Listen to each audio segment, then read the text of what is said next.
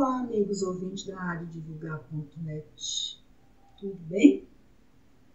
Dando continuidade à nossa exploração da Revista do Reformador, hoje nós vamos fazer uma reflexão sobre a regeneração. É de Alfredo Fernandes de Carvalho, está na Revista do Reformador, dezembro de 2005, páginas 32 e 33.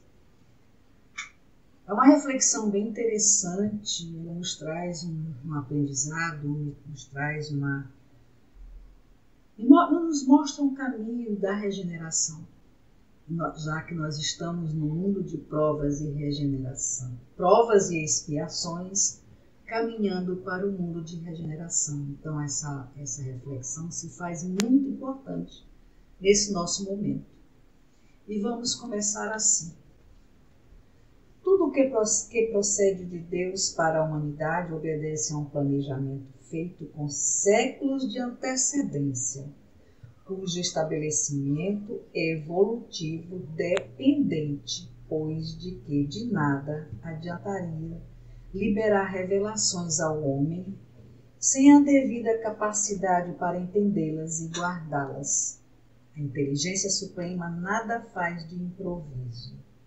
Perceberam a importância dessa reflexão de hoje? Olha o primeiro parágrafo. A importância de que é ser trago para a gente, ser preparado por séculos de antecedência, o que pode ser amostrado para nós aqui no plano terrestre. A primeira etapa para que a humanidade passasse a crer no Deus único foi a escolha de um missionário. Em tempos remotos e data incerta que constituísse uma grande nação monoteísta, verdadeira ilha cercada de povos dos mais variados e absurdos politeísmos. Esse missionário foi Abraão, a quem Deus abençoou e em quem pôs seu conserto, pondo-o por pai de uma multidão de nações. Gênesis capítulo 12 e 17. Esse foi o primeiro passo, trazer o missionário, cujo missionário foi Abraão. O primeiro missionário do mundo que Jesus colocou foi Abraão. Vamos ao segundo. O segundo passo foi a concretização, não sem grandes sacrifícios probatórios, do monoteísmo por Moisés. Olha o nosso segundo missionário, Moisés, cuja legenda e exemplo de extraordinária perseverança e inabalável fé no Senhor e nos seus superiores desígnios estão registrados no livro Êxodo. Gênesis, o primeiro, veio o segundo missionário no livro Êxodo. Através da mediunidade deste grande missionário e legislador, o Senhor deu a conhecer ao homem os seus mandamentos. Primeira revelação foram os mandamentos da tábua de Moisés. Nós estamos revivendo lá o início, né? De quando Jesus sentiu que nós já podíamos ter uma faísca de conhecimento do que eram as leis divinas. Mandou Abraão, está lá no livro Gênesis, depois mandou Moisés, que é a primeira revelação. Segura o roteiro para o bom relacionamento entre as criaturas, entre si e entre elas e ele, que a todas criou e ama igualmente. Ainda com Moisés profetizou vida do Messias. Deuteronômio, capítulo 18, item, versículo 18. Aí foi que veio Jesus. Deus primeiro mandou preparar o ambiente, né? O terreno, como a gente fala. Mandou Abraão, depois mandou Moisés e logo em seguida o Messias. O que verdadeiramente ocorreu 13 séculos depois. Depois que Moisés veio à terra, 13 séculos depois, veio o Messias. E nesse interim, numerosos profetas foram enviados pelo mais alto ao povo monoteísta, aos quais cabia o chamamento para que as coisas de Deus, em termos diretos, quanto relativos às suas atualidades, e quando em relação ao futuro, em linguagem simbólica, muitas vezes de difícil interpretação. As parábolas, né? E a etapa seguinte foi a vinda de Jesus Cristo. O Messias, consubstanciando diversas profecias anunciadoras deste extraordinário evento único, Jesus mudou radicalmente os conceitos sobre Deus, vigente à sua época, chamando-o de Pai, sempre justo e misericordioso, que não faz acepção de nenhuma de suas criaturas e ama a todos igualmente. O Mestre dos Mestres pregou o amor irrestrito e à exaustão, esmiuçando-o em todas as suas nuances e dimensões. Os ensinos de Jesus, cuja exemplificação foi irreprovável, constituem a segunda revelação. A primeira revelação foi Moisés, a segunda foi Jesus com seus ensinamentos. E foram dirigidos todos eles para o Espírito, o que implica renúncias às coisas da matéria. O Mestre incomparável confirmou a crença à lei e aos profetas. Finalizando esse esclarecimento dos desígnios divinos, Jesus prometeu enviar outro Consolador, o Espírito da Verdade, que procede do Pai e que não fala de si mesmo, mas sim do que aprendeu dele, Deus, usando da linguagem direta, sem parábolas ou simbolismo. João capítulo 14 e 16. Para retirar o véu que oculta a criatura às coisas de seu Criador, Marcos capítulo 10, versículo 26. Esta é a terceira revelação. Trazida ao homem 18 séculos depois pelo Espírito da Verdade, a sua falange de entidades sublimes, através de extrema dedicação de Allan Kardec. Pronto. Primeira revelação foi Moisés, primeira revelação foi Abraão, segunda revelação Moisés, terceira revelação Allan Kardec. O bom senso encarnado e que está corporificado na doutrina espírita. Aqui já temos 3 revelações. No versículo 2 do mesmo capítulo 14 do Evangelho acima citado, João consigna a afirmação de Jesus, segundo a qual na casa do meu Pai há muitas moradas. O mestre de Lyon, no capítulo 3 do Evangelho segundo o Espiritismo, esclarece, com base em instruções dos Espíritos reveladores, que a casa do Pai é o universo. E materialmente falando, que as diferentes moradas são os mundos que circulam no espaço infinito, referindo que há 2 tipos de mundos extremos.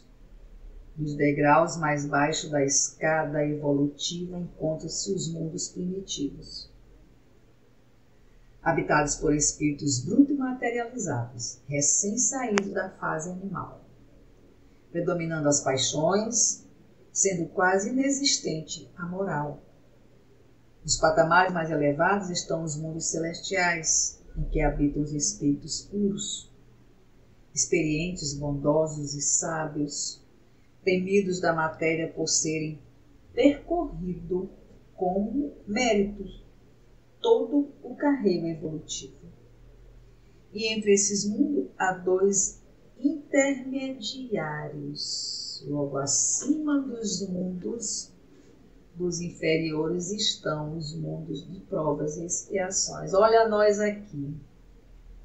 Nos mundos inferiores estão os espíritos embrutecidos, tem o mundo dos espíritos superiores, e entre eles dois nós estamos, que são os mundos de provas e expiações.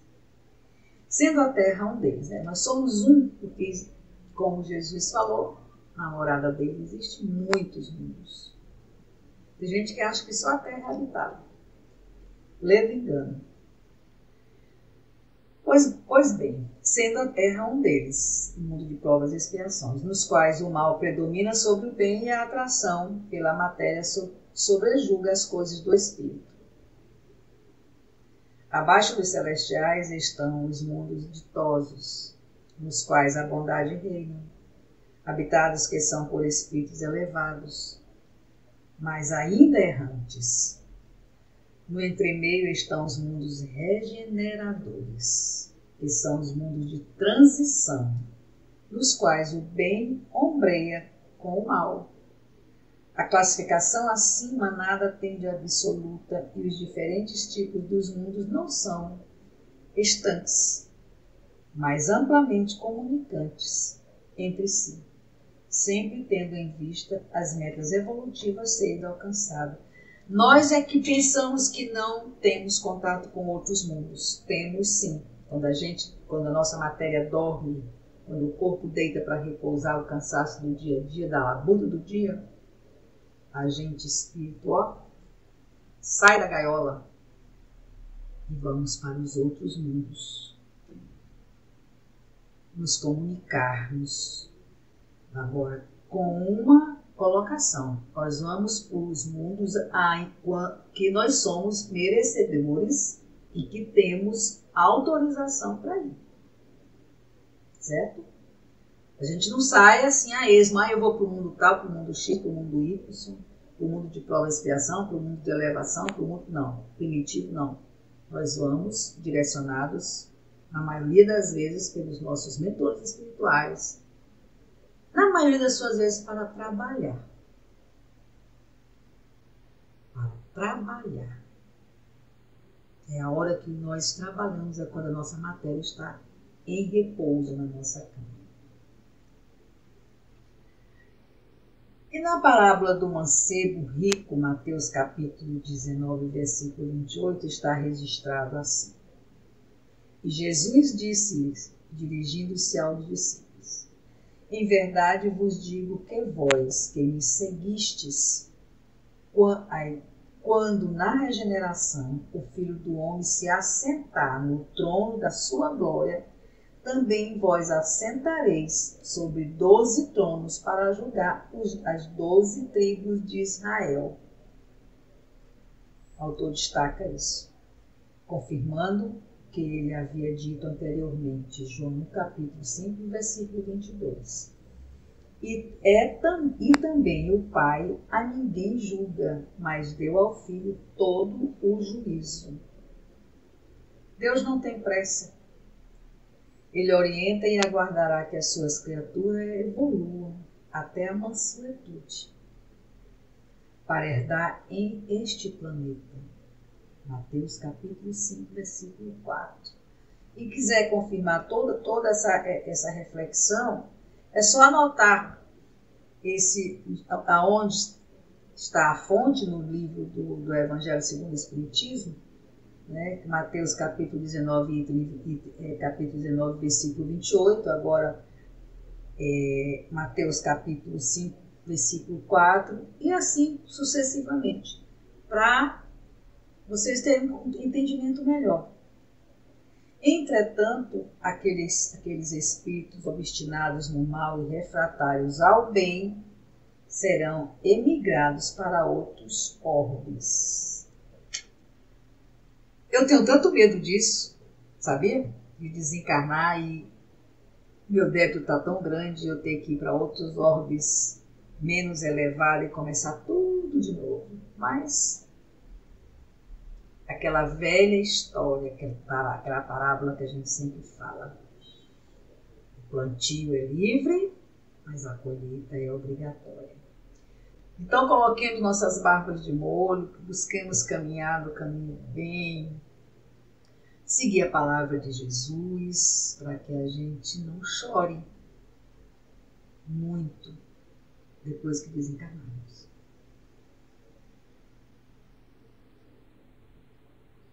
Mas apropriadas suas obras, a fim de que, para dar cumprimento ao planejado. Vou repetir esse parágrafo para que a gente entenda com mais clareza, sem fazer comentário, para que chegar até o fim eu faça o comentário. Deus não tem pressa. Ele orienta e aguardará que suas criaturas evoluam até a mansuetude para herdar esse planeta. Mateus capítulo 5, versículo 4. Entretanto, aqueles espíritos obstinados no mal e refratários ao bem serão emigrados para outros orbes, mais apropriados às suas obras, a fim de que, para dar cumprimento ao planejado, este planeta deixe de ser mundo de provas e expiações e passe a mundo de regeneração, conforme a palavra do próprio governador espiritual da Terra, nosso muito amado Mestre Jesus. Quem não sabia ainda, mas Jesus é o nosso governador. Olha quanto privilégio nós termos Jesus Cristo como governador da Terra. E a gente ainda reclama, né? Então existe essa situação, né? Nós estamos no planeta de provas e expiações, caminhando para a regeneração, e quem não tiver se capacitado para permanecer, para herdar esse planeta regenerado, ele vai para outros orbes. Outros orbes em que ele esteja contrito nele, né? As suas atitudes, os seus comportamentos, a sua evolução esteja condizendo com aquele orbe. Tem que começar tudo de novo. A gente não perde o que a gente ganha. O que a gente aprendeu nesse planeta de provas e expiações, a gente leva para onde a gente for. Tem essa vantagem, nós vamos chegar em outros orbes mais elevados do que já está por lá. Né? Porque existe essa grande prova de amor de Jesus por nós, é que ele não nos reprova zerando. Não, ele nos reprova mantendo o nosso conhecimento. Olha como ele é bondoso e generoso com a gente. A gente vem para a escola e a gente não consegue passar de ano, mas ele diz assim, você vai repetir o ano, mas os teus conhecimentos vai te colocar mais acima um pouquinho. Você vai usar os conhecimentos que você tem para melhorar. Você não começa do beabá, não. E isso é a maior prova do amor de Deus por nós. Essa foi mais uma reflexão, na verdade um aprendizado maravilhoso, explicando o que é a regeneração, como se procede, o que ocorre, quais são as consequências, deixando muito claro o amor de Deus, o amor de Jesus por nós. Fiquem todos com Deus. Que Nossa Mãe Santíssima tenha compaixão de nós, nos coloque debaixo do seu manto sagrado de amor. Wanda Barros, para divulgar o Alto Net. Até a próxima.